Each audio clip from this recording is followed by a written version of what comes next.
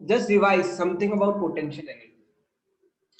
See, first thing we studied that potential energy at some height h from the surface of Earth, object of mass m is mgh, right? ये हमने पहली चीज पढ़ी थी.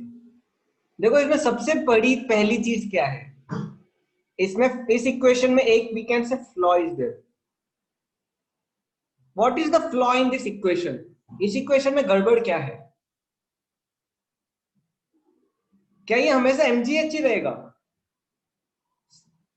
अब देखो इसमें गड़बड़ क्या है, जैसे जैसे हाइट बढ़ेगा g कम होगा कि नहीं, हमने लास्ट टाइम पढ़ा था. as we go above the surface of earth g decreases. कितनों को आ रहा है समझ में? that means this equation is valid only when height is very small. मतलब 10 metre 20 metre maximum 1 kilometre just above the surface, just above the surface.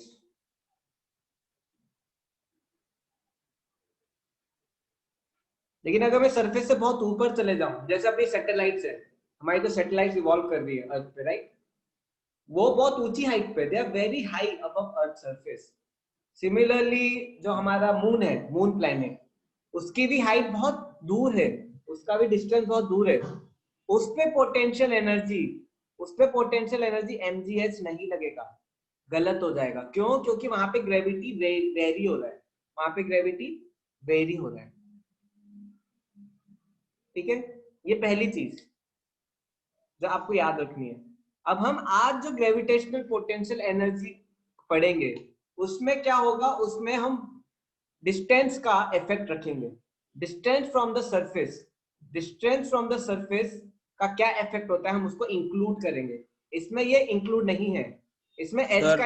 हाँ बोलो sir. Moon पे तो जी की वैल्यू 0 होगी ना. मून पे अर्थ का पोटेंशियल, अर्थ की वजह से तो ग्रेविटी लग रही है. तो सर ग्रेविटी सर एक मतलब बार कुछ और होगी यहाँ पर समझाएंगे? या? हाँ सर ये वाला एक एक एक बार और करके एक समझा एक दो. करके एक एक करके.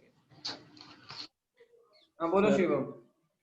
सर मैं बोल रहा था कि मतलब मून पे फिर ग्रेविटी होगी थोड़ी बहुत ही या फिर कुछ 0 तो होगी, होगी? जीरो तो नहीं होगी. It's not zero. Okay sir. Earth की ग्रेविटी लगती है. सर एक और बार समझा दीजिए ना, नेट का इशू था. देखो मैं क्या बोल रहा हूँ, देखो पोटेंशियल एनर्जी ऑब्जेक्ट किसी हाइट पे क्या होती है, mgh. अब देखो mgh में मैं ग्रेविटी कांस्टेंट ले रहा हूँ, but actually this is not the fact. जैसे जैसे मेरी हाइट अर्थ के सरफेस से हाइट बढ़ेगा वैसे वैसे क्या होगा, ग्रेविटी कम होगा. That means this mgh, this is valid only when h is very small or object is just above the surface, object is just above the surface of earth. मतलब जो हमारे पेड़ हो गया 1 किलोमीटर हाइट तक कोई चीज या 2 किलोमीटर हाइट तक, उधर तक हम कंसीडर कर सकते हैं. उसके ऊपर हम डायरेक्टली mgh कंसीडर नहीं कर सकते, क्योंकि हाइट की वजह से ग्रेविटी कम होते जाएगी. और स्पेशली अगर आप अर्थ की जो सैटेलाइट्स है, आर्टिफिशियल एंड नेचुरल सैटेलाइट्स, वो तो बहुत ऊपर होती है अर्थ सरफेस से, बहुत ऊपर होती है. तो वहां पे ग्रेविटी 9.8 नहीं होगा, वो और कम होगा. तो वहां पे पोटेंशियल एनर्जी अलग हो जाएगी, वहां पे पोटेंशियल एनर्जी अलग हो जाएगी. ठीक है, अब देखो ये पहला पॉइंट. दूसरा पॉइंट देखो हमेशा याद रखना. सर पोजीशन के वजह से जो एनर्जी मिलता है वो ना? हाँ, जो हाइट की वजह से. अब देखो ये दूसरा पॉइंट. सर, बोलो. सर अगर जो हम नीचे जाएंगे तो फिर बढ़ेगी क्या जी की वैल्यू? अरे इतना पढ़ाया, कम होती है ना अर्थ के नीचे भी. Yes sir. अरे भूल गए, जब मैं छोटा था ना तो मेरी मदर मुझे पढ़ाती थी. जब मैं सेकंड और फर्स्ट क्लास में था, बहुत छोटा, तो मेरी मदर जैसे मुझे संडे को कुछ पढ़ाई, फिर मंडे को कुछ और पढ़ाती थी, फिर ट्यूसडे को कुछ और, फिर वेडनेसडे को कुछ और. कई बार क्या करती थी, वेडनेसडे को पढ़ाते पढ़ाते एकदम से संडे का पूछ लेती थी. और जैसे ही पूछती थी मुझे कुछ समझ नहीं आता था, मैं तो भूल भूल जाता था. तो मेरी मदर पता है मुझे क्या बोलती थी, मम्मी बोलती थी आगे पाठ पीछे सपाट। आया समझ में? मम्मी बोलती थी आगे पाठ पीछे सपाट, मतलब क्या, आगे का पढ़ते जा रहे हो, पीछे का भूलते जा रहे हो, ऐसे नहीं करो, याद रखना है। चलो ठीक है, तो ऊपर नीचे दोनों ग्रेविटी कम होती है। चलो ठीक है, सेकंड पॉइंट। अब आपको एक चीज याद होगी, ये पॉइंट 1 है, ये पॉइंट 2 है, ठीक है।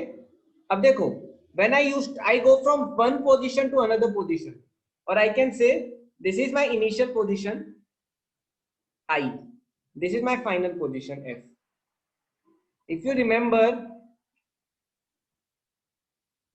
kf minus ki is equal to ui minus uf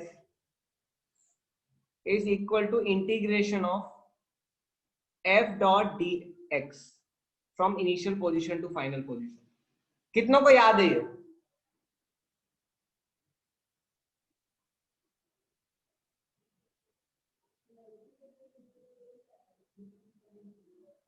पढ़ाया था मैंने।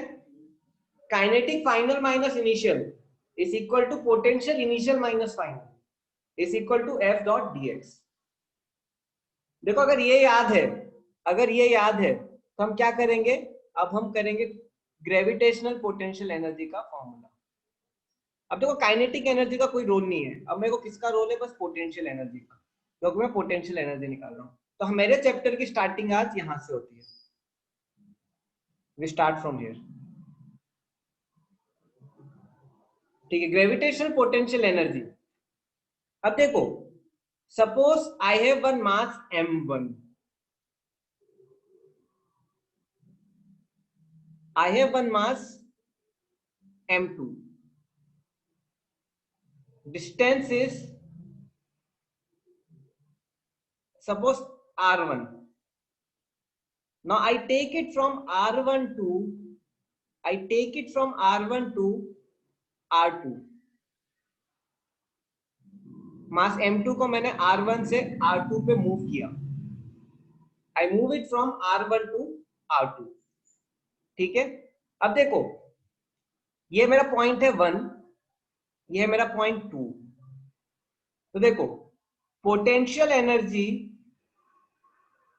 Eight 1 minus potential energy at 2 is equal to integration of force into distance from, suppose this is initial position r1, from first initial position to final position. I am moving from r1 to r2, I am moving from r1 to r2, moving from r1 to r2। मैं r1 to r2 क्या कर रहा हूं, r1 to r2 move कर रहा हूं ऐसे। तो देखो, initial potential energy minus final potential energy, actually देखो m1 कोई भी मास हो सकता है, m1 can be earth, m1 can be moon, m1 can be a building, कोई भी मास हो। I am taking in terms of m1 कुछ भी हो सकता है, it can be earth, it can be moon, it can be sun, it can be, this can be Sahil and this can be a mobile of Sahil, जो एक position से दूसरी position जा रहा है। देखो हर ऑब्जेक्ट एक दूसरे पे पोटेंशियल एनर्जी लगाता है। It's not only earth is supplying on me, only it's not that only earth is applying on me, I am also applying on each and every object, because I am also producing some gravitational force of attraction. Only difference is earth का force बहुत ज्यादा है और मेरा force बहुत कम है, इतना सा force है, earth का इतना सारा है, मेरा इतना सा, बस ये फर्क है। यहाँ तक कितनों को समझ में आया? Yes sir. अब देखो, u1 minus u2 is equal to, अब देखो मेरा मोशन राइट साइड में है। सर इस संडे किसका टेस्ट है? इस संडे किसका टेस्ट है? आपका मेरे ख्याल से मैथ्स होगा इस बार। इस बार क्या था आपका? केमिस्ट्री। केमिस्ट्री। तो ऐसे लगता है फिजिक्स केमिस्ट्री मैथ्स, इसमें मैथ्स होगा। Yes sir. अरे हाँ, आपका पेपर दिखाना है मुझे, भूल जाता हूँ। I will send you today after class. Sir class कब तक है? 6 बजे तक ना? नहीं 5:30। This is what, this is force of gravity, right? दोनों के बीच में कितना एंगल है? दोनों के बीच में कितना एंगल है? 180। तो देखो फोर्स का वैल्यू क्या होगा? चलो G m1 m2 by, suppose ये डिस्टेंस r लेते हैं, this r is moving from r1 to r2, g1 m1 m2 by r square, और dx या फिर x स्क्वायर ले लेते हैं, m1 m2 by x square into dx, where x is moving from, where x is moving from where to where, where x is moving from where to where, x is moving from r1 to r2। ये angle मेरे को लेना पड़ेगा cos 180, cos 180। x मेरा r1 to r2 move कर रहा है, right? u1 by u2 minus r1 to r2 g m1 m2 by x square dx। अब देखो ये इंटीग्रेशन, दिस इज इंटीग्रेशन। अब देखो मैंने आपको बताया था integration of x to the power n dx क्या होता है? x की power n plus 1 upon n plus 1, x की power n plus 1 upon n plus 1। अब देखो ये -2 है, देखो 1 बाय एक्स स्क्वायर है, 1 बाय एक्स स्क्वायर dx कैसे लिखेंगे? x की पावर -2 dx, तो क्या हो जाएगा? x की power -2 plus 1 upon -2 plus 1 becomes x की power -1 upon -1 equal to 1 by x, sorry -1 by x. तो इसका इंटीग्रेशन क्या होगा? इसका इंटीग्रेशन होगा minus of g m1 m2, चलो पहले कांस्टेंट देखो, g m1 m2 कांस्टेंट है, g m1 m2 कांस्टेंट है, तो मैं सीधे क्या करूंगा? dx बाय एक्स स्क्वायर कर दूंगा, dx बाय एक्स स्क्वायर कर दूंगा फ्रॉम r1 टू r2। क्या हो जाएगा? माइनस जी m1 m2, क्या हो जाएगा ये? -1 by x, right? From where to where? From r1 to r2। यहां तक कितनों को समझ में आया? How many understood till here? Sir last वाला बताना। cos 180 कैसे आएगा? देखो फोर्स लेफ्ट साइड लग रहा है ग्रेविटी का, m1 अट्रैक्ट करेगा, m1 अट्रैक्ट करेगा m2 को, तो देखो force on m1 left side और मोशन ऑफ m2 कहां है? Force on m2, sorry, force on m2 left side, motion of m2 right side, angle कितना? 180 डिग्री। तो देखो फोर्स वर्क का फॉर्मूला क्या होता है? Force into displacement into cos theta, cos 180 तो माइनस हो गया, cos 180 माइनस हो गया, देखो ये माइनस लग गया। और किसी को कोई डाउट? सर लास्ट वाला बताना दोबारा। ये नहीं आया क्या समझ में? ये वाला देखो, ये g m1 m2 है, g m1 m2, देखो g की वैल्यू कांस्टेंट, m1 कांस्टेंट, पहले ऑब्जेक्ट का mass constant, x2 m2 constant, तो सारे कांस्टेंट बाहर निकाल लो, बस dx by x square r1 to r2 अंदर इंटीग्रेशन में रह जाएगा। अब इसको इंटीग्रेट किया, इंटीग्रेट क्या हो जाएगा? -1 by x from r1 to r2, negative negative cut हो जाएगा, यस बिकॉज नेगेटिव है, नेगेटिव माइनस और माइनस कट हो जाएगा, फाइनली क्या आएगा? g m1 m2, सो ये दिख रहा है आपको, ये कट रहा है,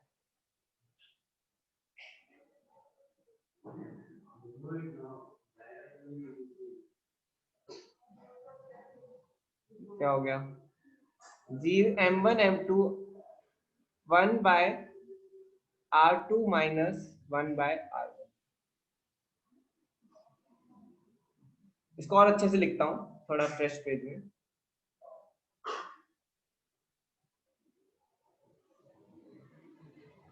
तो देखो जब मैं 1 से 2 जा रहा हूं, आई एम गोइंग फ्रॉम 1 से 2, u1 minus u2 is equal to g m1 m2 upon 1 minus r2 minus 1 by r1। क्या है ये? देखो ये है मेरा एक ऑब्जेक्ट, फिक्स ऑब्जेक्ट है m1, और ये m2 को मैं मूव कर रहा हूं। ये फर्स्ट पोजीशन है, मैं फर्स्ट पोजीशन से सेकंड पोजीशन में मूव कर रहा हूं m2 को। पहले पोजीशन का डिस्टेंस है r1, दूसरी पोजीशन का डिस्टेंस है r2। तो देखो तो मेरा क्या हो जाएगा, आई am going from 1 to 2, I am going from 1 to 2, so how I will write, I am going from 1 to 2, so I will write u1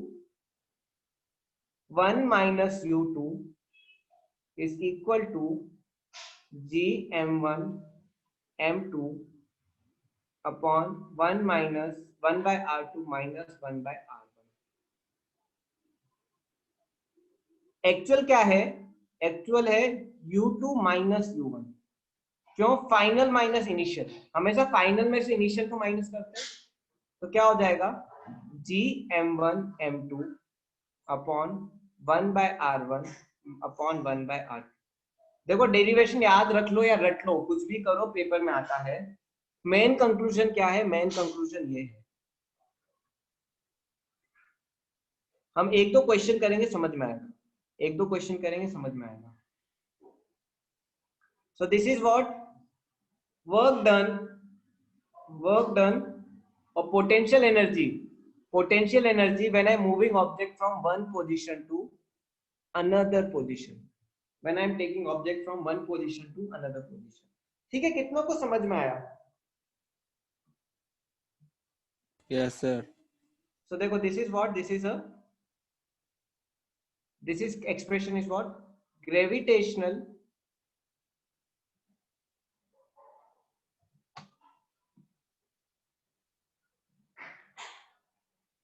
potential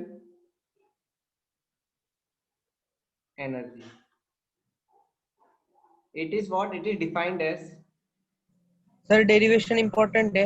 हाँ, exam point of view, work done to move an object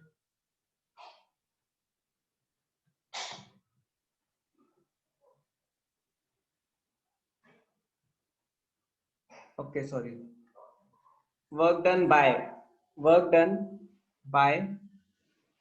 gravitational force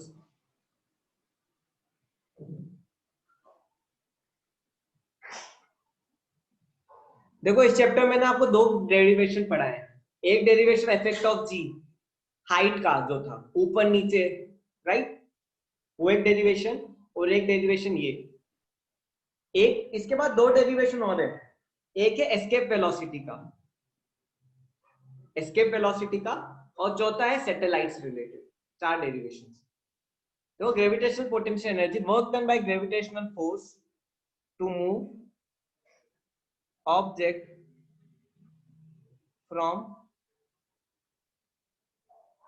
one position to another. देखो कई बार derivation समझ में नहीं आती क्योंकि आप new हो और इंटीग्रेशन डेरिवेटिव एकदम से नहीं घुसते, तो इनको रट लो। जैसे जैसे आप 11th में ग्रो करोगे, 12th में आओगे, आपको चीजें याद होती रहेगी। बहुत सारी चीजें याद नहीं होती। इसमें इंपॉर्टेंट चीज क्या है? इसमें इंपॉर्टेंट चीज क्या है, जब मैं एक ऑब्जेक्ट को एक पोजीशन से दूसरी पोजीशन कहीं पे भी ले जा रहा हूं, तो यहाँ पे देखो u1 होगा उसका, यहाँ पे पोटेंशियल एनर्जी u2 होगी। आई am taking from u1 to 2, how I will write, u2 minus u1 is equal to g, और ये सपोज एक मास है मेरा, ये मेरा क्या है, m1 है। अब देखो ये डिस्टेंस क्या है मेरा r1, ये डिस्टेंस क्या है मेरा r2। तो देखो क्या हो जाएगा g m1 m2 1 by r2 minus 1 by r1, sorry 1 by r1 minus 1 by r2. This is, yes, this is my initial position, this is my final position.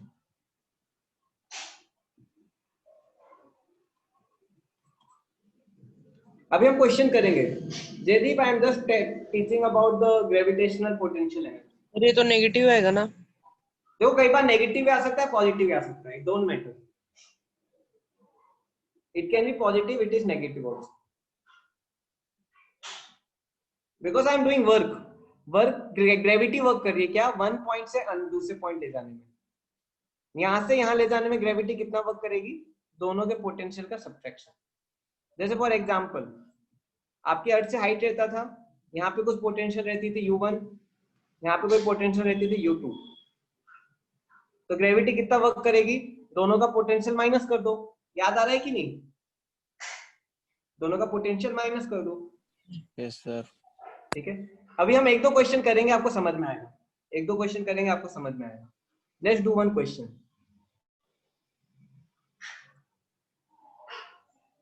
If initial distance between two objects of mass 2 kg and 4 kg is 10 meter, find the amount of work done to move an object of mass 2 kg towards an object of mass 4 kg by distance of 4 meter.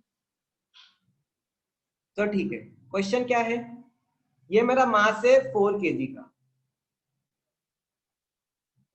यहाँ पे मेरा एक मास है 2 kg का, दोनों के बीच में distance कितना है, इनिशियल डिस्टेंस कितना है, इनिशियल डिस्टेंस है 10 metre, sorry sir 10। Find the amount of work done, कौन वर्क डन कर रहा है, work done by gravity, gravity किसकी ग्रेविटी, ग्रेविटी ऑफ अर्थ नहीं, 4 kg मास की ग्रेविटी, हर मास एक ग्रेविटी प्रोड्यूस करता है,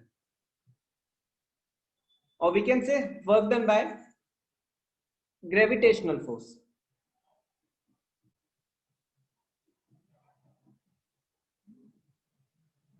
नहीं, क्लास 6 o'clock तक नहीं है, क्लास विल बी देयर 5:30 तक है, 5:30 तक है। देखो उसको पूरा ध्यान देता है, जब 6 o'clock तक होते तो 5:30 करता है, जब 5:30 होती तो 5 o'clock कर देता है, वो बार्गेन करता है मेरे साथ। Find the amount of work done by gravitational force to move an object of mass 2 kg by distance of 4 meter। मतलब डिस्टेंस ऑफ 4 मीटर मूव किया, डिस्टेंस ऑफ 4 मीटर मूव किया मतलब कहाँ, इधर आ गया, ये डिस्टेंस कितना मूव किया, 4 मीटर मूव किया, तो ये टोटल डिस्टेंस कितना होगा, 6 मीटर।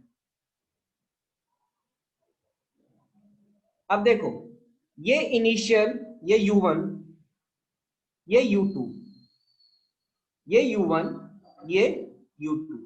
अब देखो आई am going from u1 to 2 is equal to u1 minus u2 is equal to g m1, ये m1 है, ये m2 है, g m1 m2 1 by r2 minus 1 by r1,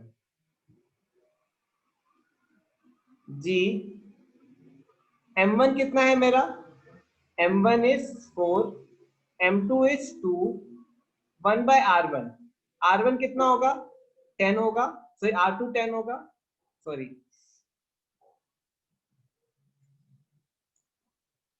1 by r2, r2 is 6, 6। Sir r1 is, U2 minus U1 होगा ना? Sorry thank you, u2 minus u1। देखो अगर u2 minus 2 u1 ले लो, देखो मैंने आपको दोनों पढ़ा है, if you are taking u2 minus u1,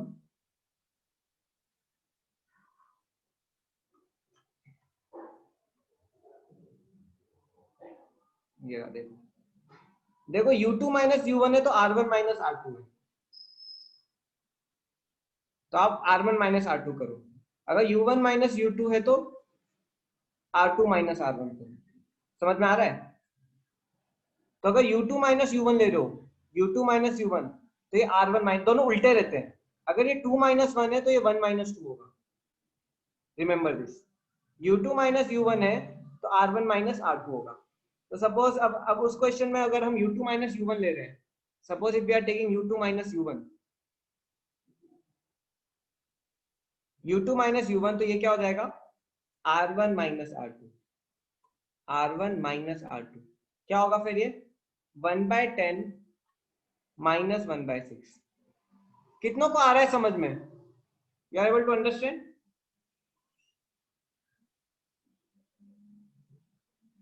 आप एक को याद रख लो, u12 is equal to u2 minus u1 is equal to g m1 m2। अब देखो ये 2 माइनस 1 है तो ये हो जाएगा 1/r1 माइनस 1/r2, उल्टा होता है। तो देखो 1/10 माइनस 1/6, 8g, 1/10 क्या होगा? 0.1, 1/6 क्या होगा? 0.16। क्या आ जाएगा answer? 8g into minus 0.6 minus 4.8g। जैसे 5g आने वाला है वैसे माइनस 4.8g। ये मेरा आंसर हो गया। कितनों को बना? देखो कोई जल्दी नहीं है, अगर किसी को डाउट हो तो प्लीज पूछ सकते हैं। आकांक्षा आया, अनवय, महक, बोलो बोलो बोलो। सर इसमें जी की वैल्यू नहीं लेंगे क्या हम? 9.8 जी की वैल्यू की कैपिटल जी है, 6 पॉइंट्स वो वाला है। अच्छा सर, और सर ये हाँ, और सर ये जो ब्रैकेट में सर ये माइनस हुई है इसका एलसीएम नहीं लेंगे क्या? क्या क्या क्या क्या क्या? सर ब्रैकेट में जो माइनस हुई है उसका एलसीएम लेंगे ना, मतलब वैसे फिर देखो LCM u2 माइनस u1 ले रहे हो तो ये 1/r1 माइनस 1/r2 होगा। तो सर एलसीएम नहीं लेंगे? एलसीएम कैसे? डेसिमल लेके सॉल्व कर दो, फाइनल तो डिवाइड ही होना है। एलसीएम भी ले सकते हो, 8g इंटू 6 माइनस 10/60 बोल रहे हो क्या? Yes sir. उससे भी वही आएगा, 8g इंटू माइनस 4/60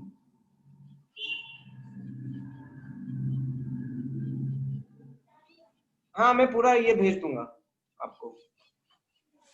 क्या हो जाएगा? माइनस 16g, इसको सॉल्व कर लो।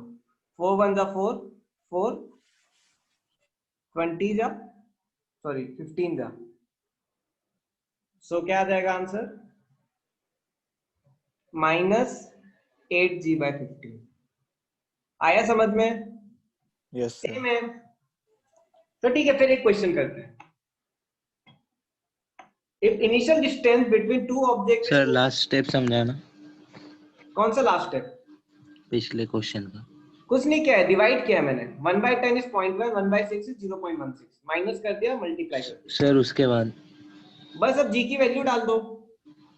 जी की वैल्यू क्या होती है? 6.67 into 10⁻²। -11। सॉल्व कर दो, आंसर आ जाएगा। सर आपने बोलो। सॉल्व नहीं किया, डायरेक्टली आंसर लिख दिया। मैंने जी की वैल्यू नहीं डाली। सर R2 टोटल डिस्टेंस लेंगे या फिर पहले वाला? देखो डिस्टेंस हमेशा ये फिक्स ऑब्जेक्ट से होता है। पहला डिस्टेंस हो जाएगा 10 r1 और r2 क्या? फाइनल, फाइनल का distance 6। Initial distance r1 is initial, ये r1 है 10, ये r2 6 है।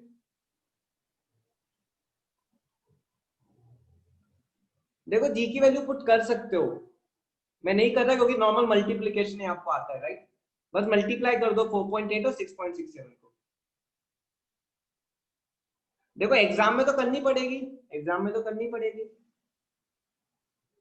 एग्जाम में जी की वैल्यू करनी पड़ेगी। चलो ठीक है। If initial distance between two object of mass 2 kg and 4 kg is 10, ठीक है, एक 4 kg का ऑब्जेक्ट है, एक 2 kg का ऑब्जेक्ट है,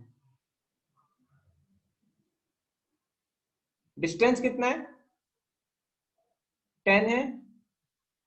find the work done by to move an object, देखो वर्क इसकी यूनिट जूल होती है, याद रखना joule. Find the amount of work done to move object sir ये आप भी किया ना? अवे फ्रॉम, सर ये आप भी क्वेश्चन किया ना? अवे वही। Yes, away sir. Away away away. अब मैं क्या कर रहा हूं, इसको दूर ले जा रहा हूं, कितना दूर ले जा रहा हूं 4 मीटर 4. से, तो टोटल डिस्टेंस कितना हो जाएगा 14। 14. ये मेरा R1 है, ये मेरा R2 है। अब देखो ये मेरा U1 रहेगा, ये मेरा U2 रहेगा, U1 से 2 जा रहा हूं तो क्या हो जाएगा U2 माइनस U1। देखो अगर यहाँ पे U2 माइनस U1 ले रहा हूं तो क्या होगा G M1 M2 1 upon R1 minus 1 upon R2, ठीक है। ये मेरा क्या है M1, ये क्या है मेरा M2। चलो अब सॉल्व करते हैं। U12 equal to U2 minus U1, G into 4 into 2 1 upon R1, R1 क्या है 10 माइनस 1 अपॉन R2, R2 क्या है 14, 8G। एलसीएम लेना है तो एलसीएम ले लो, क्या हो जाएगा 7 माइनस 5 बाई 70, राइट। ऐसे करेंगे, इसको 5 से मल्टीप्लाई कर दो, इसको 7 से,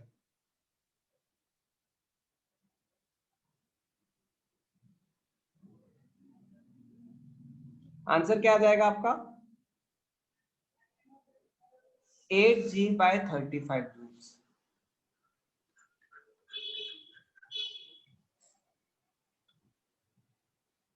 अब देखो इसमें नेगेटिव आया, इसमें पॉजिटिव आया,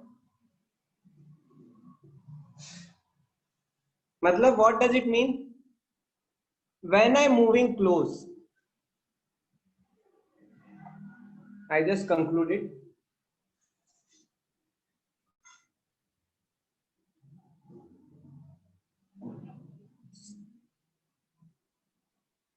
when I'm moving close,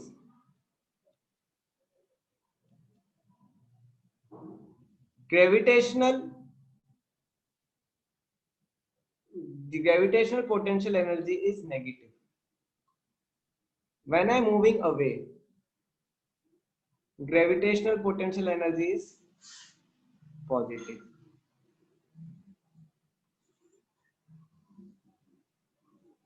मतलब जब मैं दूर जा रहा हूं, ये मेरा मास दूर जा रहा है तो नेगेटिव हो जाएगा। उल्टा लिख दे, जब मेरा मास दूर जा रहा है, ये मास क्या है दूर जा रहा है, M2 मेरा दूर जा रहा है तो क्या होगा पॉजिटिव होगा। जब मेरा M2 पास आ रहा है, जब मेरा M2 पास आ रहा है इधर की तरफ, M2 is coming close, ये क्या होगा मेरा नेगेटिव होगा। ये यूज कहां होगा अभी आएंगे, अभी धीरे धीरे मैं कनेक्ट करता हूं। Jaydeep I am going back, ये कितना को समझ में आया, then I Yes, go to sir. Previous slide. अब देखो now I will derive how potential energy is mgh also, how potential energy is mgh also, let's discuss that also, let's discuss that also। चलो ठीक है। Gravitational potential energy when it is mgh, आप बोले कि देखिए sir हमने पिछले chapter में तो mgh पढ़ा था। सपोज ये अर्थ का सरफेस है, ठीक है, ये ऑब्जेक्ट है इनिशियल पोजीशन पे U1। देखो अर्थ के सरफेस पे भी पोटेंशियल एनर्जी होती है, पढ़ेंगे कैसे। अब अर्थ के सरफेस से मैं किसी हाइट h पे गया, ये हाइट h है, इधर पोटेंशियल एनर्जी क्या होगी 2, ये अर्थ का क्या है रेडियस है, this is the radius of earth. Let's study this portion, ये कैसे होगा।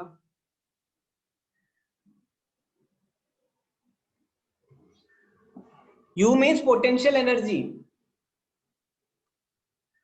U1 to 2, U1 to 2। अब देखो U2 minus U1 G which is equal to G। Earth के मास को कैपिटल M ले लो, ये अर्थ है मेरा। अभी मैंने अब देखो फिक्स मास को जिस मास को मैं M1 ले रहा था ना यहाँ पे M1, अब मैं अर्थ का मास ले रहा हूँ। This is earth mass of earth. अब मैं अर्थ के कंपैरिजन में पढ़ा रहा हूँ, पहले मैं अर्थ के कंपैरिजन में नहीं पढ़ा रहा था। ये क्या हो जाएगा कैपिटल M, और जो ये मेरा मास मूव कर रहा है ये मास क्या हो जाएगा मेरा small m into 1 by r1। r1 क्या होगा मेरा, अर्थ के रेडियस को क्या लिखते हैं r ही लिखते हैं, r ही लिखते हैं। मैंने बोला था या तो कैपिटल R लिखो या r ही लिखो। सो 1 बाय re माइनस 1 अपॉन ये पूरी हाइट, दूसरे की हाइट क्या हो जाएगी 1 अपॉन re प्लस h। कितनों को समझ में आया ये? Yes sir. आया? सेम चीज कर रहा हूं। Now I am finding with terms of earth, I am finding with terms of earth. अब देखो U2 minus U1 is equal to G capital M small m। LCM लेते क्या होगा RE plus H minus RE upon, ठीक है, RE plus H। चलो ये दिख नहीं रहा आपको, मैं दूसरी तरफ लिखता हूँ। सर दिख रहा। ठीक है, U1 to 2 is equal to U2 minus U1 is equal to G mass of earth upon mass of object 1 by radius of earth minus 1 upon radius of earth plus H। RE plus H क्यों लिया, क्योंकि total height centre से लेते हैं, right, centre से लेते हैं, तो सेंटर से हाइट क्या हो जाएगी RE plus H। ये हाइट क्या हो जाएगी RE plus H, सेंटर से हाइट। और ये U1 की हाइट क्या होगी, सिर्फ सेंटर से हाइट हो जाएगी, दैट इज RE। सरफेस पे है। अब देखो RE कट जाएगा, RE और RE कट जाएगा, क्या आएगा G capital M small m into H upon RE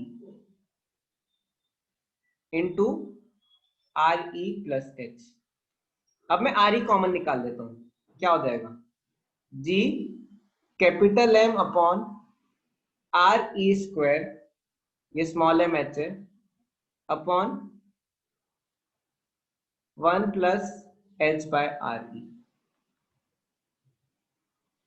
now I told condition क्या होगी, अब मैं इसको लेफ्ट साइड लिख रहा हूं। अब देखो GM बाय R स्क्वायर क्या होता है, what is GM by RE square. मैंने आपको कल बताया था GM upon RE square gravity होता है, that is gravity.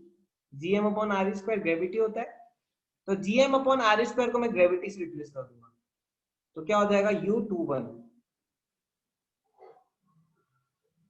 G M बाय R स्क्वायर को मैं G से रिप्लेस कर दूंगा, G M H upon 1 plus H by RE।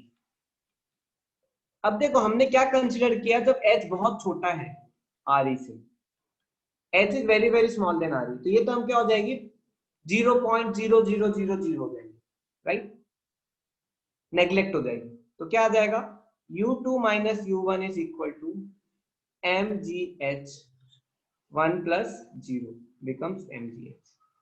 This is how we get the formula of potential energy as MGH,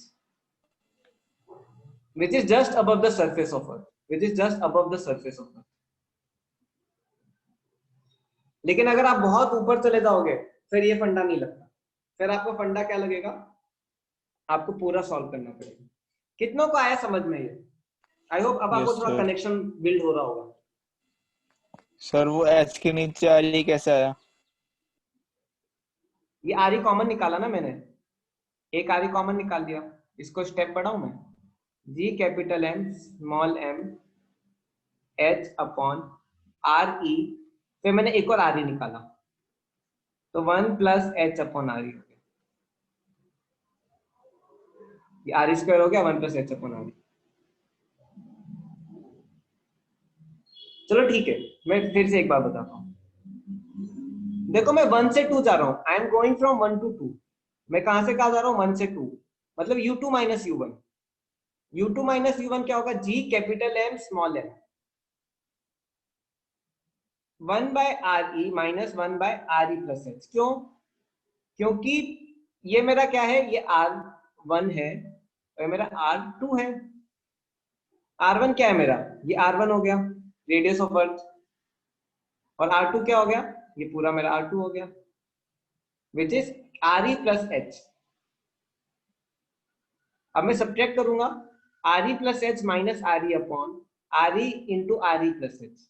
अब देखो ये आर ई कट जाएगा माइनस होके, G capital M small m H upon R E into R E plus h. अब क्या करो, are E बाहर निकाल लो, आर ई बाहर निकाल लो, G capital M small m H upon, अरे सर सब्ट्रैक्ट हो रहा है ना, एलसीएम लो, R E plus h minus R ई कट गया, G capital M small m H upon sir R E R square, h है ना sir? R E plus h dear,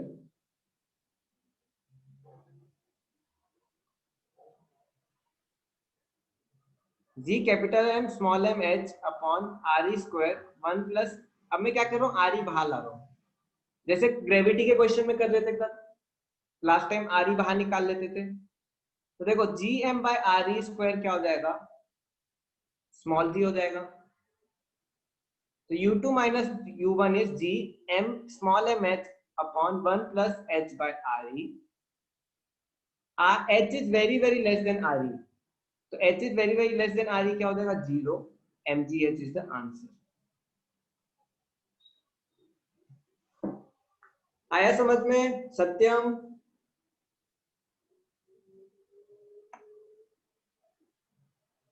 चलो चलो,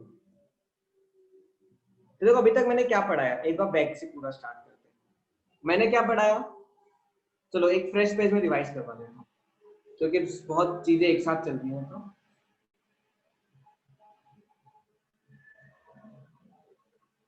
ये क्विक रिकैप, आज हमने क्या पढ़ा।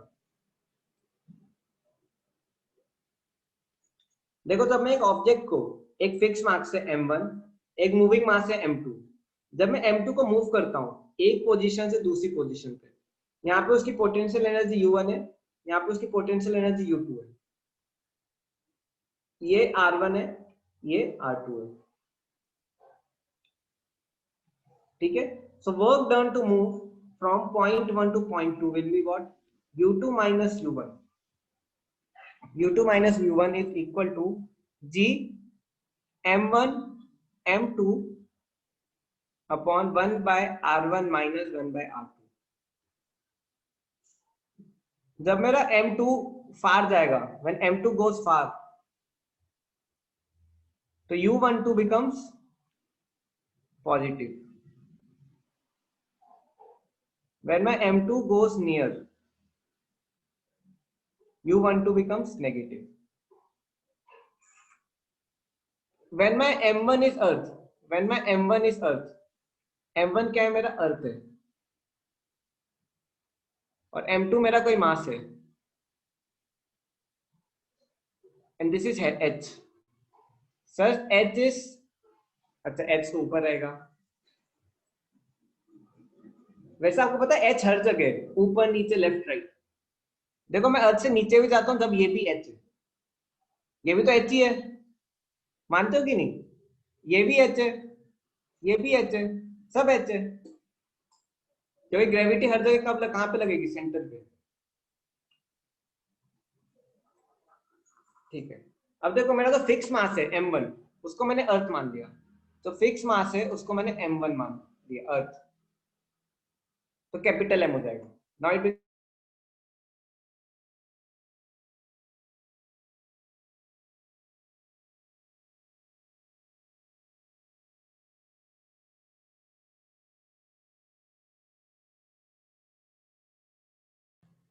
सर आप फ्रीज हो गए। सर वॉइस नहीं आ रही। सर सर आप हैंग हो गए हो।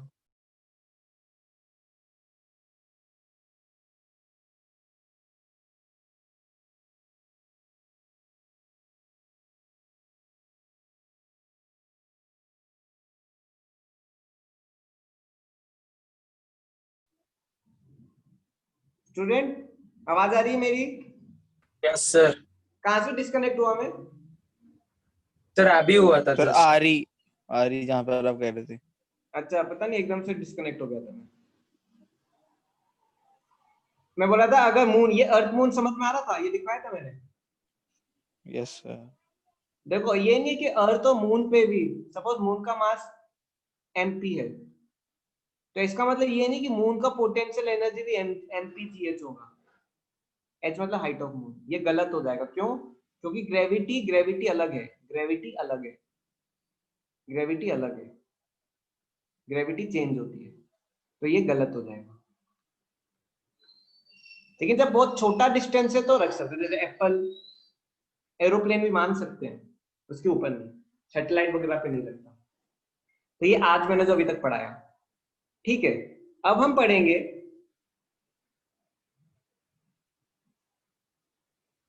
हाइट का, बता रहे थे लेफ्ट राइट में। देखो हर जगह एच एच ही होता है। अगर मैं नीचे जाऊं 2 मीटर, तो यहाँ इधर ही पोटेंशियल एनर्जी क्या होगा, mgh होगा। मैं राइट जाऊंगा 2 मीटर, इधर भी पोटेंशियल एनर्जी mgh होगा। क्योंकि अर्थ सरफेस है तो ये हाइट है ना, अर्थ तो गोल है, गोल। हाइट का मतलब ये नहीं है कि अर्थ के नीचे क्या है।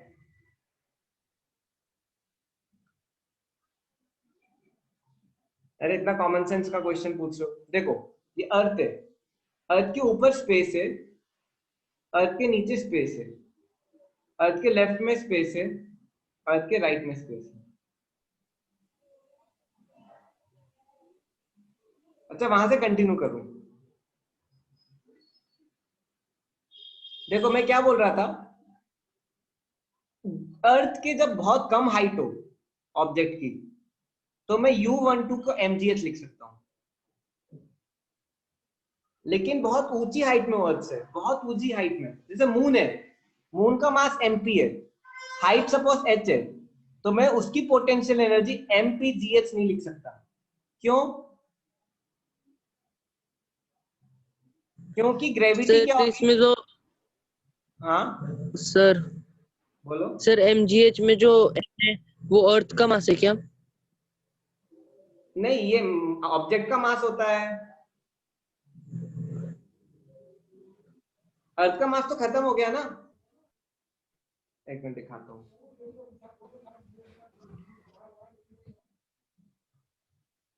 gm/r² में अर्थ का मास खत्म हो गया, gm/r², g बन गया ना, अर्थ का मास खत्म हो गया ना, c में इंक्लूड हो गया। हाँ सर हाँ। चलो ठीक है। Potential energy between two objects.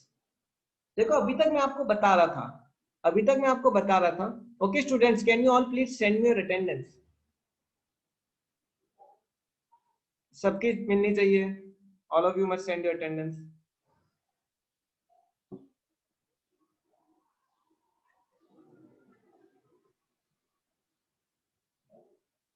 Student मेरी आवाज ब्रेक हो रही है? Is my voice breaking? No sir. नहीं हो रही।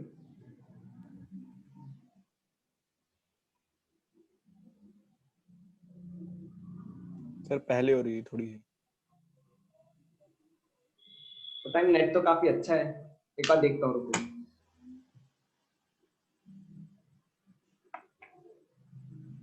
अभी हो रही है क्या वॉइस ब्रेक? इसमें नो वॉइस सर। ब्रेक ना हो, नहीं हो रही, चलो ठीक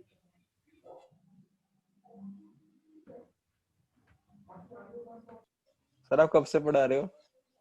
मतलब आज कब से क्लास लेनी शुरू की थी? अब आज की यस सर। पहले प्रीमियम लिया 1 घंटा और अभी आपकी बस 2 ही घंटे हुए हैं। हो गया? नहीं मैं थका नहीं हूँ, लग रहा हूँ क्या थका हुआ? सर थक गए, छोड़ दो अभी। नहीं मैं नहीं थका, यस सर। मैं स्ट्रेच आउट कर रहा था। चलो ठीक है। Gravitational potential energy between two objects. नहीं मुझे मिल जाएगा ब्रेक, डोंट वरी। अब देखो, सपोज ये ऑब्जेक्ट M1 है, ये ऑब्जेक्ट M2 है। अभी देखो मैं आपको अभी इतनी देर से बता रहा था कि जब मैं M2 को मूव करता हूं, देखो ये क्या है मेरा R1, ये क्या है मेरा R2। तो मैं आपको क्या बता रहा था, ये U1 होता है, ये U2 होता है। लेकिन आप में किसी ने पूछा नहीं, आप में से किसी ने पूछा नहीं कि सर U1 कैसे निकालते हैं और U2 कैसे निकालते हैं। देखो U1 क्या होता है, -G M1 M2 by R1। और सर U2, आपने बोला जो नहीं समझो चुप-चुप रट लो। अरे वो डेरिवेशन का बोल रहा था मैं। U2 क्या होता है, -G M1 M2 by R2। अब देखो इसको सॉल्व करते हैं। U1 2 is equal to U2 minus U1, वही आएगा। देखो क्या आएगा, -G M1 M2 by R2 minus of minus plus हो जाएगा, राइट। देखो G M1 M2 1 by R2 minus 1 by R2। आप में से किसी ने अटेंडेंस नहीं टाइप किया तो प्लीज टाइप योर अटेंडेंस, ठीक है ना। मैं बीच में इसलिए बोल रहा हूँ क्योंकि कई बार हम नेटवर्क इश्यू की वजह से आते जाते रहते हैं। हाँ, ऑब्जेक्ट के सेंटर से लेते हैं। This is from the centre of object, centre to centre, centre to centre.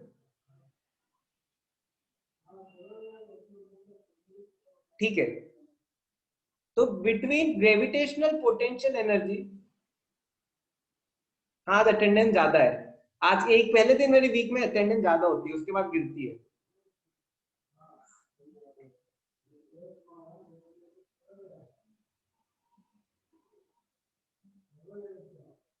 One upon R1 minus R2। Yes sir, this is correct. 1 upon R1 minus 1 upon R2। अब मैं थोड़ा इस पे फोकस करूंगा, how this has come, how this has come. What do you mean by gravitational potential energy? Gravitational potential energy, this is a difference. ये क्या है, difference है। ये डिफरेंस क्या होता है, work done, right. This is a work done, work done is the difference. What is potential energy at a point? This is a work done to move from one point. This is about moving from one point to another point. One point to another point. जैसे हमने question में किया, जैसे हमने previous question किया, इसमें भी हम क्या कर रहे हैं, here also we are moving from ground to some height. इस क्वेश्चन में भी हम मूव कर रहे थे, क्यों? हम A पॉइंट से B पॉइंट पे मूव कर रहे थे, राइट। इस क्वेश्चन में भी हम मूव कर रहे थे A पॉइंट से B पॉइंट पे। मतलब जब हम मूव कर रहे तो हम वर्क डन निकाल ले। Now today what we will do, अभी हम क्या करेंगे, I will find potential energy at a point.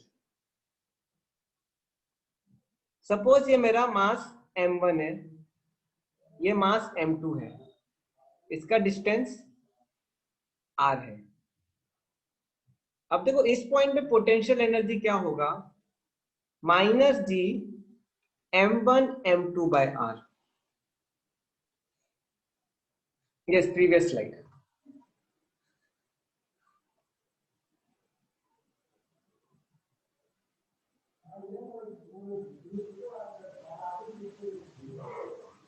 Yes sir. चले जयदीप आगे। सर U1 कैसे आया वापस बता। हाँ वही समझा रहा हूँ, U1 कैसे आया वही बता रहा हूँ। अभी तक मैंने U1 सिर्फ लिखा है, बताया नहीं, राइट? है ना सोहेल? Yes sir. ठीक है, U1 कैसे आया, या इस पॉइंट पे U, सपोज ये U है, ये मेरा U है। देखो जो ये ग्रेविटेशन चैप्टर है ना, this is similar to first chapter of 12th class. पूरा का पूरा रिपीट है, पूरा कॉपी। जो हम दो मास में पढ़ रहे हैं वही दो चार्ज के बीच लगता है।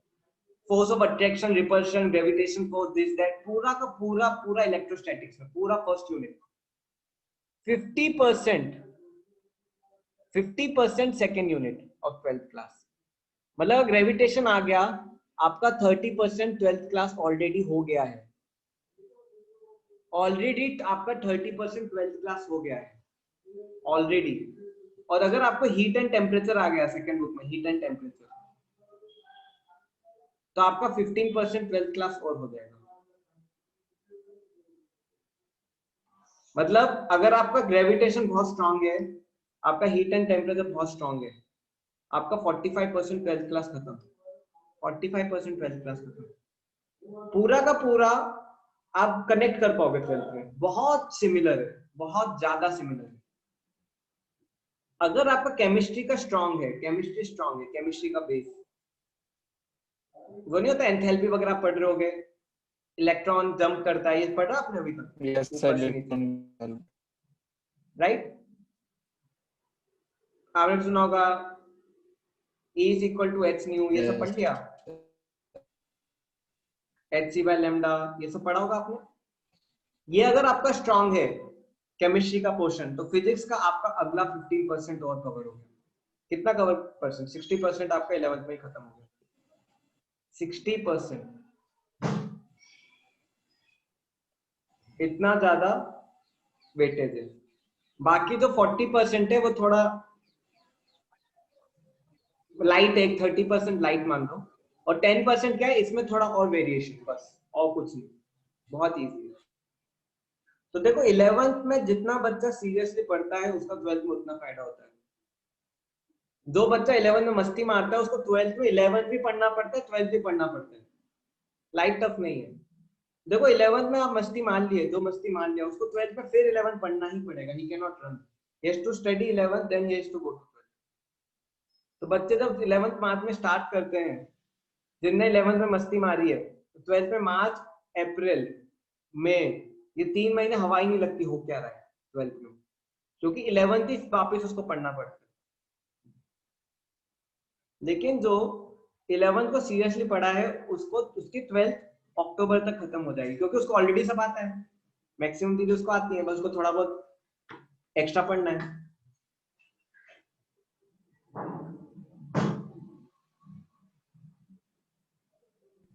सर ये सारे सब्जेक्ट्स के लिए क्या बस फिजिक्स के लिए? फिजिक्स के लिए बोल रहा हूँ। केमिस्ट्री अलग है, केमिस्ट्री में देखो ऑर्गेनिक थोड़ा कनेक्टेड है। देखो फिजिक्स का 11th बहुत टफ है, आप देखोगे तो केमिस्ट्री और मैथ्स में इतना नहीं है टफ। फिजिक्स का 11th मतलब सिर घूम जाता है बच्चों का, भागते हैं, अटेंडेंस आती नहीं है क्लास में। लेकिन जितना आप, और लेकिन 12th की फिजिक्स सबसे आसान है, 12th की फिजिक्स सबसे आसान है। 11th की फिजिक्स सबसे टफ है, 12th की फिजिक्स सबसे आसान है, क्योंकि 11th में सब डाल दिया था, 12th में सब हो ही जाता है। बहुत इजी है 12th की फिजिक्स। सर कॉम्पिटिटिव एग्जाम में क्या 11th की आती है क्या 12th की? देखो 11th का वेटेज ज्यादा है कॉम्पिटिटिव एग्जाम में, समझ लो 60% वेटेज, 60 to 65% वेटेज 11th का रहता है।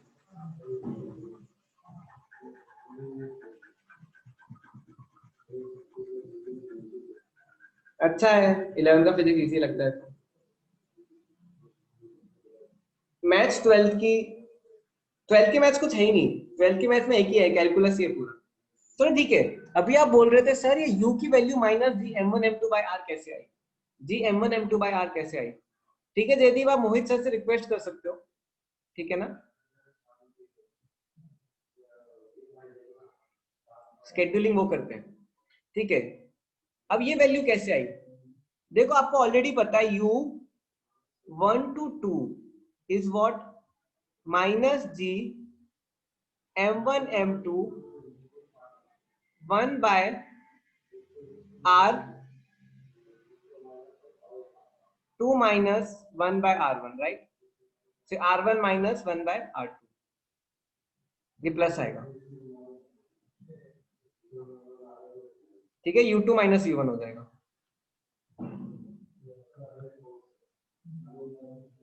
अब देखो potential energy at a point, देखो ये डेफिनेशन याद रखना, potential energy at a point, potential energy at a point is defined as amount of work done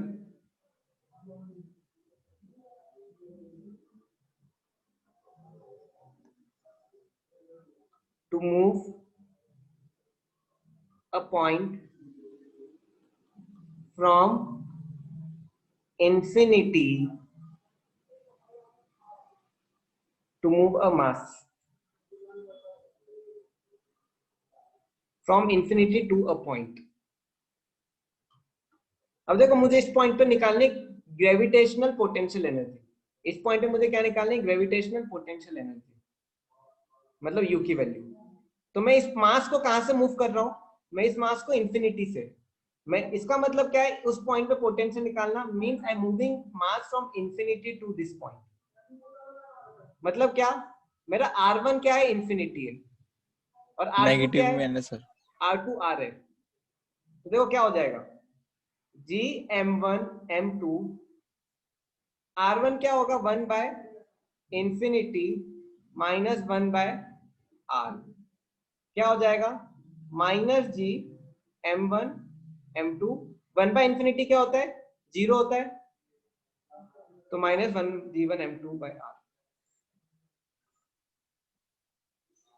so potential energy at a point, potential energy at a point मतलब क्या, मैं infinity से उस point पे ला रहा हूं, इंफिनिटी से उस पॉइंट पे ला रहा हूं।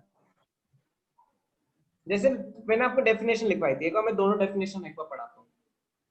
मैंने पहले डेफिनेशन क्या पढ़ाई थी आपको, सर ये फॉर्मूला आपने किसके लिए डेराइव किया है? यस, देखो gravitational potential energy, work done by gravitational force to move object from one point to another.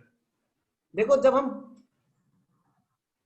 One point to another ले जाते हैं तो क्या होगा, 1 by r1 minus 1 by r2, right? लेकिन when I am taking from infinity to a point, when I am taking from infinity to a point, that is known as gravitational potential energy of a point, gravitational potential energy of a point. और अच्छे से explain करता हूं। देखो suppose ये है मेरा मास 2 kg, ये है मेरा मास 4 kg, इनका डिस्टेंस है 5 मीटर। बोलूंगा what is the gravitational potential energy of system, ठीक है? अब देखो इनका सिस्टम का ग्रेविटेशनल पोटेंशियल एनर्जी क्या होगा, minus G into 2 into 4 bye 5, क्या हो जाएगा, माइनस 8g/5। इसमें क्या हो रहा है, इसमें मैं मूव सर नहीं कर रहा माइनस हूं, क्यों आएगा सर? ये फॉर्मूला है ना, minus G m1 m2 by r।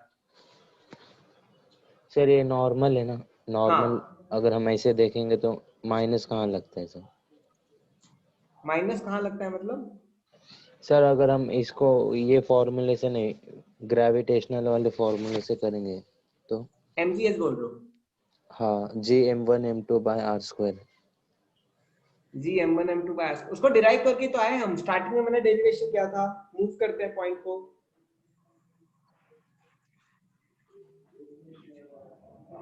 देखो this is for when there is no motion, there is no motion. Gravitational potential energy of a system, वही मैं आपको दो चीजें बता रहा हूं। See when I move from one position to another, suppose ये 2 kg है और ये 4 kg है, मैंने 4 kg को मूव किया r1 से r2 की तरफ, तो देखो this is change in potential energy, this is change in potential energy.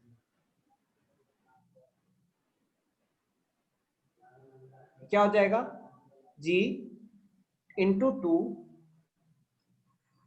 Into 4 1 से 2 जा रहा हूं 1 बाय क्या हो जाएगा u2 minus u1 is equal to 1 by r1 minus 1 by r। This happens when I'm changing from one position to another position. But when I'm not moving, I'm just keeping 2 points here. 2 masses को मैंने यहाँ पे fix कर दिया, तो क्या होगा? Gravitational potential energy of a system is, this is the energy of a system. Energy of a system. Energy of a system. Energy of a system में क्या होता है? मैं इस पॉइंट को इंफिनिटी से ला रहा हूं, मूव कर रहा हूं लेकिन इंफिनिटी से ला रहा हूं। I bring it from infinity. When I bring it from infinity I directly write what formula? Minus G m1 m2 by r। ऐसा क्यों कर रहा हूं? सपोज ये डिस्टेंस r है, मैंने अभी बताया आपको क्या, u infinity two point, infinity two point क्या हो जाएगा? g m1 m2 1 by r, so 1 by infinity minus 1 by r, 1 by infinity 0 हो जाएगा, तो up infinity to p मतलब सीधे p लिख सकता हूं, ये पॉइंट p है, g m1 m2 minus 1 by r। तो देखो जब मैं एक पॉइंट से दूसरी पॉइंट ले जा रहा हूं तो क्या करूंगा? मैं ये वाला फॉर्मूला लगाऊंगा। लेकिन बस मैं जब 2 पॉइंट के बीच की एनर्जी निकाल रहा हूं, जब मैं सिर्फ 2 पॉइंट या 2 मास के बीच की एनर्जी निकाल रहा हूं, इसका मतलब क्या है? मैं एक मास को इंफिनिटी से लेके आ रहा हूं, मैं एक मास को इंफिनिटी से लेके आ रहा हूं, which is equal to minus G m1 m2 by r। r is the distance. कितनों को आ रहा है समझ में? 2 अलग अलग चीजें हैं। एक में क्या मूव हो रहा है, एक पोजीशन से दूसरी पोजीशन, एक में क्या है मैं फिक्स कर दे रहा हूं दोनों।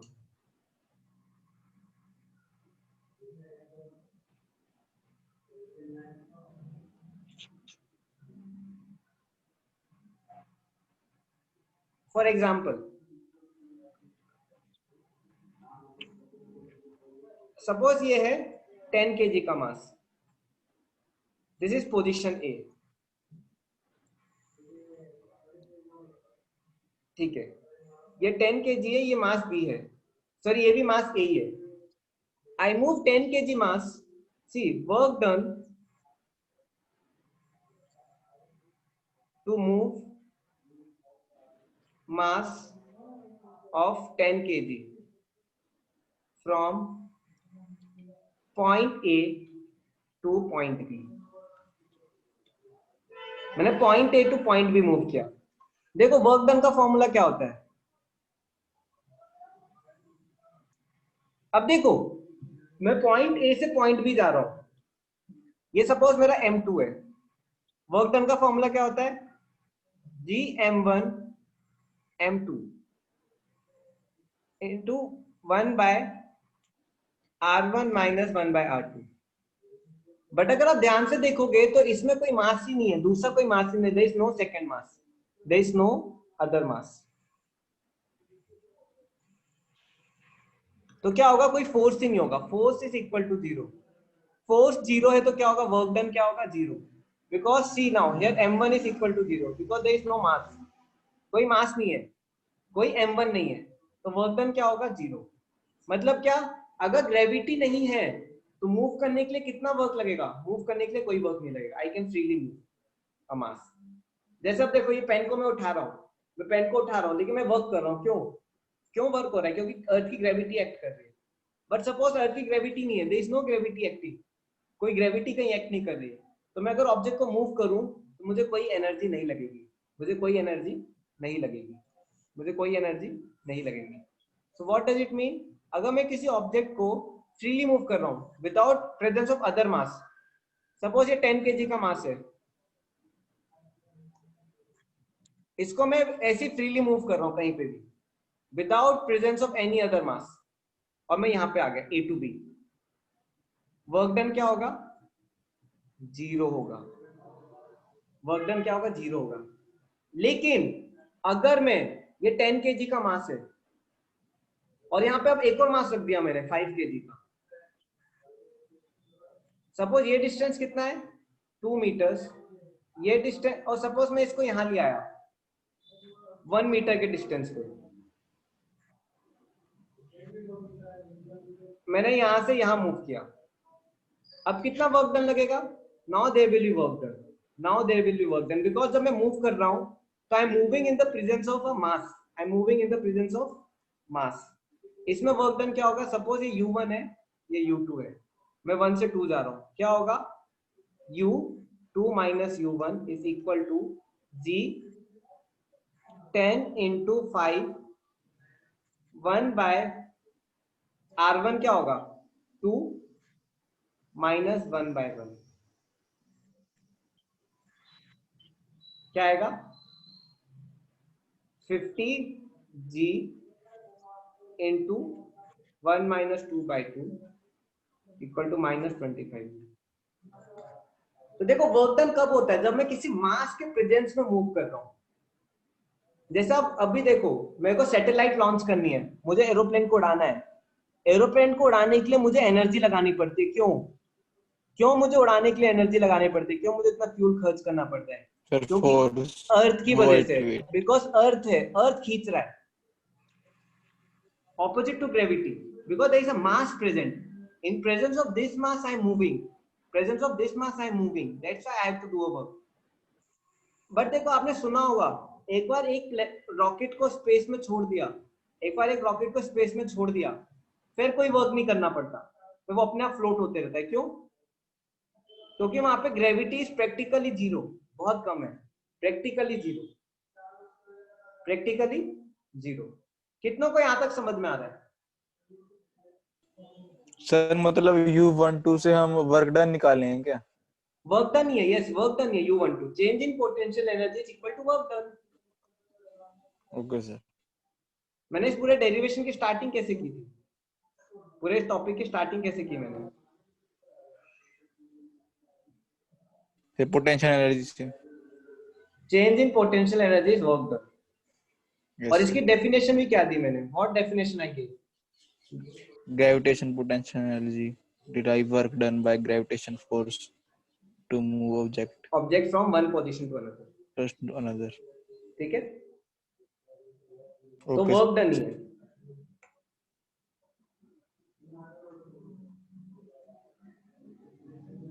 लेकिन जब मैं सिस्टम निकालता हूं, एनर्जी ऑफ टू पार्टिकल्स, मतलब दोनों पार्टिकल को मैं लेके कहां से आ रहा हूं? इंफिनिटी से लेके आ रहा हूं, इंफिनिटी से। अब देखो नेक्स्ट क्वेश्चन है एनसीईआरटी का, काफी अच्छा क्वेश्चन है, दो क्वेश्चन एनसीईआरटी के। देखो, find the work done in bringing three particles each having mass 100 gram from a large distance to a vertices of an equilateral triangle of side 20 centimetre. अब देखो एक इक्विलैटरल ट्रायंगल है, ठीक है,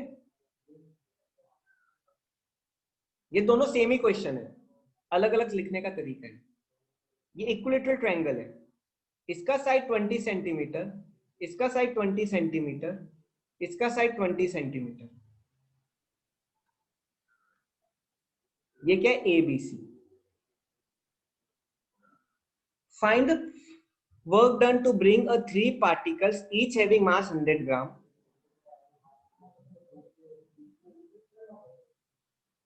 मेरे पास एनसीईआरटी है फिजिक्स। आपको क्या बुक चाहिए? ई बुक चाहिए एनसीईआरटी की? आपको नेट से मिल जाएगी। मेरे पास चैप्टर वाइज है, मैं डाउनलोड कर लेता हूँ आपकी क्लास से पहले, चैप्टर वाइज में भेज सकता हूँ। किसको चाहिए हो मुझसे पूछ लेना, पर्सनली आई विल सेंड। चलो ठीक है, अब देखो, find the work done to bring three particles each having mass 100 gram from a large distance to vertices of an equilateral triangle of side 20 centimetre. या फिर इस क्वेश्चन को ऐसे भी लिख सकते हैं, find the potential energy of a system of three particles of mass 100 gram placed at the vertices of an equilateral triangle of side 20 centimetre. इसका मतलब क्या है? देखो, जब भी पोटेंशियल एनर्जी ऑफ पार्टिकल्स निकालते हैं, पिछले क्वेश्चन में मैंने टू पार्टिकल्स की निकाली, राइट? अब इस क्वेश्चन में क्या है? इस क्वेश्चन में थ्री पार्टिकल्स की निकालनी है। इस क्वेश्चन में मुझे थ्री पार्टिकल्स की। अब देखो, मैं पहला पार्टिकल लेके आऊंगा इंफिनिटी से, मुझे अरेंजमेंट निकालना है, मतलब क्या? मैं इंफिनिटी से पार्टिकल्स लेके आ रहा हूं। देखो, जब मैं पहला पार्टिकल लाऊंगा, ए पॉइंट पे रखा, जब मैं पहला पार्टिकल ला रहा हूं तो पहले पार्टिकल को लाने में कितना वर्क डन होगा? जीरो। क्यों? हवा में फ्रीली ला रहा हूं, हवा में फ्रीली ला रहा हूं, कोई और पार्टिकल नहीं है। सपोज अब मैं बी पार्टिकल को लाता हूं, जब मैं बी पार्टिकल को लाऊंगा, ये ए के लिए राइट, जब मैं बी पार्टिकल को लाऊंगा तो कितनी एनर्जी लगेगी?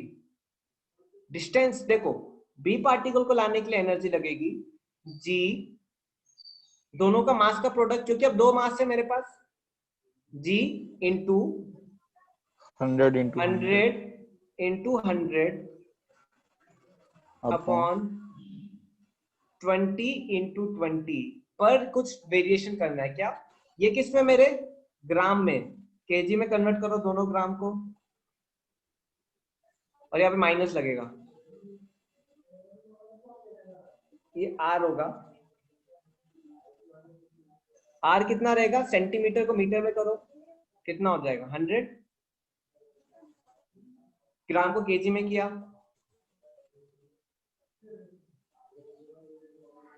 और ये भी कट जाएगा। क्या आया फाइनली? माइनस जी बाई 20 आया कि नहीं? G/20 ठीक है। अब मैं सीक का अरेंज कर रहा हूं, सीक के लिए भी मुझे कहां से लाना पड़ेगा? इंफिनिटी से। अब देखो, जब मैं सी को ला रहा हूं तो कितने ऑब्जेक्ट वर्क कर रहे हैं? ए भी है यहाँ पे और बी भी है। जब मैं सी को करूंगा तो मेरे को दोनों को ऐड करना पड़ेगा।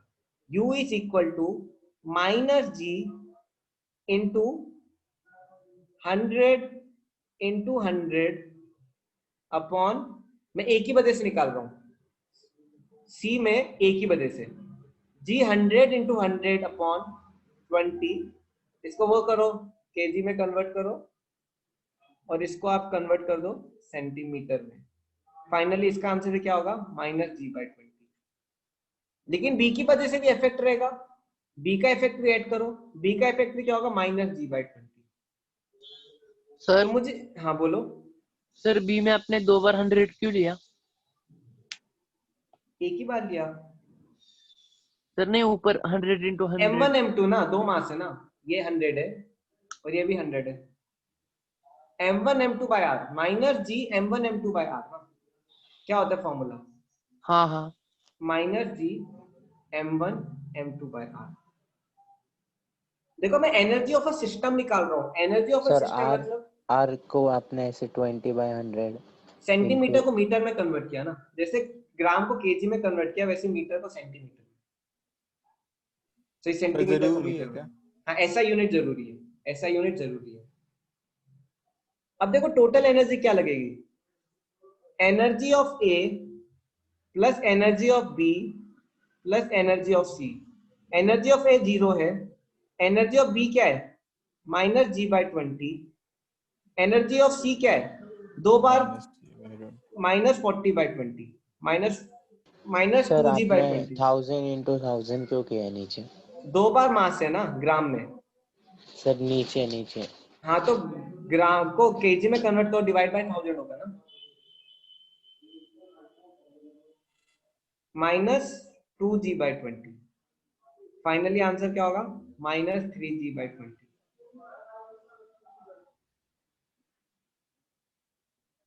तो आंसर अरे आपका 2G फाइनल कैसे हुआ? ओ माय, दो है ना।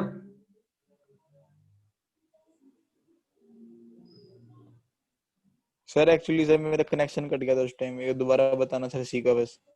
सी जब मेरा इंफिनिटी से आएगा तो इस पे कितने मासेस का इन्फ्लुएंस है? एक या दो? दो। तो देखो ए का भी इन्फ्लुएंस है, इन्फ्लुएंस ऑफ ए, और बी का भी इन्फ्लुएंस है। तो ए के इन्फ्लुएंस से क्या होगा? Minus G M1 M2 by R. B से भी वही आएगा, minus G M1 M2 by R. Same आएगा minus G by 20 minus G by 20। तो सर बी पे भी सी और ए का होना चाहिए ना? नहीं, मैं स्टेप बाय स्टेप लाया हूं। देखो पहले मैं ए को लाया, कोई नहीं, किसी का इन्फ्लुएंस नहीं था। जब मैं बी को लाया तो ए का इन्फ्लुएंस था, जब सी को लाया तो दोनों का इन्फ्लुएंस था। मैं देखो पिछले क्वेश्चन में किया, पिछले क्वेश्चन में मैंने क्या किया? दो मास थे राइट, तो मैं एक को लाया था, म्यूट म्यूट,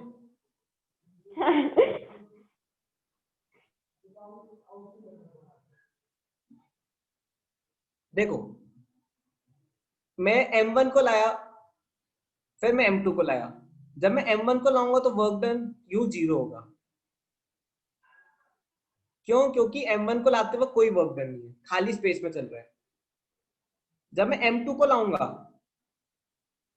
किस डिस्टेंस r पे, इंफिनिटी से, तो देखो a को लाने में कितना लग रहा है मेरा एनर्जी 0, लेकिन जब मैं b को लाऊंगा तो किसके इन्फ्लुएंस में ला रहा हूं? b को, पहले के इन्फ्लुएंस में, a के इन्फ्लुएंस में, तो क्या हो जाएगा -g m1 m2 by r। हम ऐसे करते हैं, टोटल एनर्जी क्या होगा? a plus B -g m1 m2 by r। तो ये भी मैंने ऐसे किया, थोड़ा कॉम्प्लिकेटेड है लेकिन बनेगा, कल भी हम यही करेंगे थोड़ा। पर इससे हमारा वही आएगा ना, वर्क डन आएगा ना टोटल। वर्क डन आएगा, लेकिन ये अलग टाइप ऑफ वर्क डन है। This is the energy of a system. Energy of system कब निकालते हैं? जब हम work done from bringing from infinity to a point. तो डायरेक्टली आप क्या करो, डायरेक्टली आप फॉर्मूला लगाओ, क्या? g m1 m2 by r। Sir देखो, पहले वाले में 0 क्यों होगा? क्योंकि क्योंकि इन्फिनिटी नहीं, क्योंकि फ्री स्पेस है। अब देखो फॉर एग्जांपल, एक लास्ट क्वेश्चन, जाना मत प्लीज, थोड़ा है सर टाइम, बाद में करते हैं ना सर कल। बट मैं एक्सप्लेन कर रहा हूँ, मैं सॉल्व नहीं कर रहा हूँ। सपोज ये स्क्वायर है, Okay, मेरा स्क्वायर है, ये 10 है, ये 10 है, ये 10 है, ये 10 है, ठीक है? इतना आ रहा है समझ में? ये ए बी सी डी, ये 4 पॉइंट है।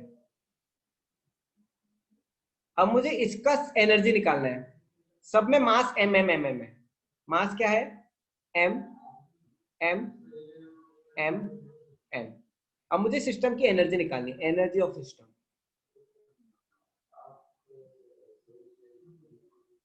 देखो जब एनर्जी ऑफ सिस्टम निकालते हैं, आई am just explaining, I am not solving. मैं क्या करूंगा, पहले खाली रखूंगा ट्रायंगल को, स्क्वायर को, फिर मैं पहला मास लाऊंगा m इंफिनिटी से। अब देखो जब मैं पहला मास ला रहा हूं तो किसी का इन्फ्लुएंस है इस पे, हाँ या ना? ये फ्री है या किसी का इन्फ्लुएंस है Yes, पहले sir. मास पे? फ्री। कोई Free है, sir. इन्फ्लुएंस नहीं है, कोई इन्फ्लुएंस नहीं है, इसलिए ए पे पोटेंशियल एनर्जी 0 आएगा। जब मैं दूसरा मास ला रहा हूं m इंफिनिटी से, तो दूसरे पे इन्फ्लुएंस है कि नहीं? ए का है। ए एक का है है, इसलिए u ऑफ b क्या हो जाएगा? -g m/10। जब मैं c को लाऊंगा बी और इंफिनिटी का तो कितने का इन्फ्लुएंस है? ए बी का इन्फ्लुएंस। 2। ये लेंथ कितनी हो जाएगी मेरी? 10√2 पाइथागोरस से। ये क्या हो जाएगा? अब देखो ए का इन्फ्लुएंस होगा ये डिस्टेंस से, राइट,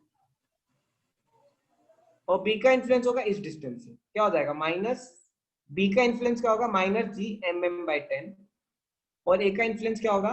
-g mm/10√2। कितनों का आया समझ में? अब मैं डी को लाता हूं इंफिनिटी से, डी पे कितनों का इन्फ्लुएंस होगा? डी पे 3 तीनों का, ए सी और -g B, mm/10। A B और सी का बी का क्या होगा? ये 10√2 होगा, -g mm/10√2। सर ये 10 रूट कैसे होता है?